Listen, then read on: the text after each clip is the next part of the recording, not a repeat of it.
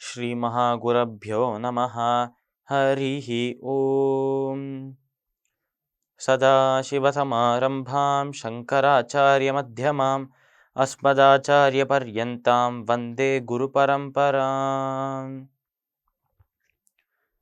GeM டிவியின் அன்பர்களுக்கு எனது வணக்கங்கள். இன்றைய நாள் அனைவருக்கும் இனிய நாளாக அமைய எல்லாம் வல்ல இறைவனை வேண்டி இன்றைய மதமும் நம்மதுமே நிகழ்ச்சிக்கு செல்வோம். இன்னைக்கு நம்ம வெங்கடேஸ்வர சுப்பிரபாதத்தின் 5வது ஸ்லோகத்தை விளக்கத்துடன் பார்த்துட்டு நேற்றைய தினத்தின் நீதி கதையின் தொடர்ச்சியை காண்போம்.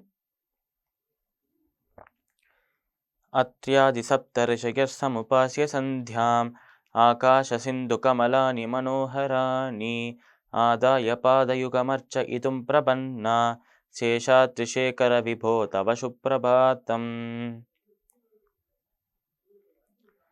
இந்த ஸ்லோகத்திற்குண்டான விளக்கம்: அத்யாதி சப்தரிஷய சமுபாஸ்ய சந்தியாம், அதாவது நம்ம எல்லாருக்குமே தெரியும் சப்த ரிஷிகள் என்று 7 முனிவர்கள் 7 ரிஷிகள் நம்மளோட இந்த புராணங்களில் கூறப்படுகிறது. இப்படி ஒரு 7 பேர், இந்த 7 ரிஷிகள், இந்த 7 முனிவர்களில் ஒருத்தர் மட்டும் ரொம்ப விரிவாக கூறப்படுகிறது. அவர்தான் அத்ரி என்னும் ரிஷி. இப்படி அத்ரி என்னும் ரிஷி, இந்த அத்ரி என்னும் இந்த முனிவர், அப்புறம் அந்த மீதி 6 பேர், இந்த சப்த ரிஷிகள் எல்லாருமே சேர்ந்து ஆகாஷ சிந்து என்று அழைக்கப்படும் ஆகாயத்தில் இருக்கும் புண்ணிய நதியான கங்கைக்கு பக்கத்தில், அந்த கங்கையின் கரையில் நின்று உன்னை தான் வழிபட்டு கொண்டிருக்கிறார்கள் என்று இந்த ஸ்லோகத்தில் சொல்கிறார். அதனால நம்மளே இமேஜின் பண்ணி பார்க்க முடியும். 7 பேர் இருக்கா, 7 ரிஷிகள், 7 முனிவர்கள், சப்த ரிஷிகள் என்று பெயர். இந்த சப்த ரிஷிகளும் எங்கே இருக்கா? ஆகாசத்தில், அந்த ஆகாயத்தில் இருக்கும் கங்கையின் கரையில் நின்று இருக்கா. இப்படி அந்த கங்கையின் கரையில் இருக்கும் ரிஷிகள் என்ன செய்து கொண்டிருக்கிறார்கள் என்றால், பெருமாளை வழிபட்டு இருக்கலாம். தங்களோட அந்த பிரேயர்ஸை, தங்களோட பிரார்த்தனைகளை முன் வச்சுருக்கலாம். இப்படி உன்னை வழிபட்டு இருக்கா அந்த 7 பேருமே, அந்த சப்த ரிஷிகளுமே. ஆகாஷ சிந்து கமலானி மனோகராணி ஆதாய பாத யுகமற்ற இதும் பிரபன்னா. அப்படி ஆகாயத்தில் இருக்கும் நதியாக, அந்த ஒரு ஆகாஷ சிந்துவாக இருக்கும் அந்த கங்கை, அப்பேற்பட்ட அந்த புனித நதியான அந்த கங்கை, அதில் தாமரைகள் மலர ஆரம்பிக்கிறதாம் காலையில் ஆனவுடனே. இப்போ விடிய ஆரம்பிக்கிறது, அதனால தாமரைகள் மலர ஆரம்பிக்கிறதாம்.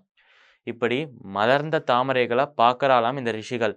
அந்த தாமரைகளை பார்த்து, இந்த தாமரைகளை விட ரொம்ப அழகான இன்னொரு தாமரை எங்களுக்கு தெரியும் என்று சொல்றாலாம் ரிஷிகள். அது எந்த தாமரை என்றால், நம்ம விஷ்ணுவின் பாதங்கள் தான் தாமரையை போல இருக்கே. அப்பேற்பட்ட தாமரை போல பாதங்கள் இருக்கும் விஷ்ணுவை வழிபடுறதை விட இந்த உலகத்தில் இருக்கும் இந்த சாதாரண தாமரைகள்லாம் பார்த்தா மனம் நிறையுமா என்று ரிஷிகள் யோசிக்கிறாளாம். ஆதாய பாத யுகமர்ச்ச இதும் பிரபன்னா சேஷாத்ரி சேகர விபோ தவ சுப்பிரபாதம். அதாவது இப்படி இந்த ஆகாச சிந்துவாக, ஆகாயத்தில் இருக்கும் புண்ணிய நதியாக இருக்கும் நம்ம கங்கையின் கரையில் நின்றுருக்கிற நம்மளோட சப்த ரிஷிகள், அவள் பிரார்த்தனை செய்ய ஆரம்பிக்கிறாளாம் பெருமாளை பார்த்து. அதாவது சேஷாத்ரி என்னும் அந்த ஒரு மலைக்கோட உச்சியில், மலையின் உச்சியில் அவதரித்த பெருமாளே உனக்கு நமஸ்காரம் என்று அந்த ரிஷிகள் போற்றுகிறாளாம். அதனால இந்த ஸ்லோகம் முழுக்க அந்த சப்த ரிஷிகள் எங்கே இருக்கா, அவன் என்ன பண்ணுறா என்பதை சொல்கிறோம் இந்த ஸ்லோகத்தில். இந்த ஸ்லோகத்திற்குண்டான விளக்கம் இதுதான். இப்போ நம்ம நேற்றைய தினத்தின் நீதி கதையின் தொடர்ச்சியை காண்போம். நம்மளோட இந்த தாயும் தாயின் 2 மகன்களும் உயிரோடு இருக்கணும், அவளோட அந்த வாழ்வை நடத்தணும் என்றால் அவர்களுக்கு உணவு, சாப்பாடுங்கிறது ரொம்ப முக்கியம். அதனாலேயே இந்த தாய் தினமும் பிக்ஷை எடுத்து தான் வீட்டுக்கு கொண்டு வருவானாம் அந்த சாப்பாட்டை.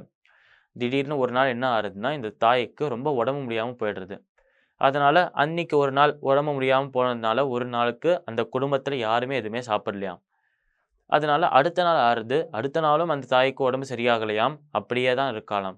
இந்த மாதிரி 2 நாட்களுக்கு தொடர்ச்சியாக பிக்ஷையே எடுக்கல. அந்த குடும்பத்துலேயும் யாருமே வெளியில் போகல, சாப்பாடு வாங்கலை, சாப்பாடு சாப்பிடல.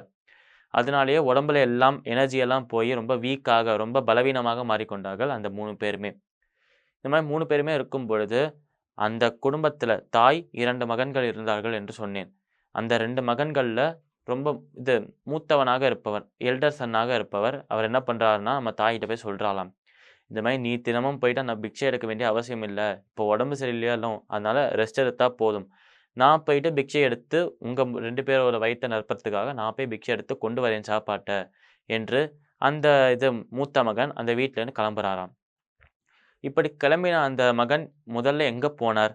இப்படி போன இடத்துல அவருக்கு அந்த சாப்பாடு, அவர் தேடி போன சாப்பாடு கிடைச்சதாம். நாளை தினம் பார்க்கலாம். மீண்டும் நாளை சந்திப்போம். நன்றி, வணக்கம்.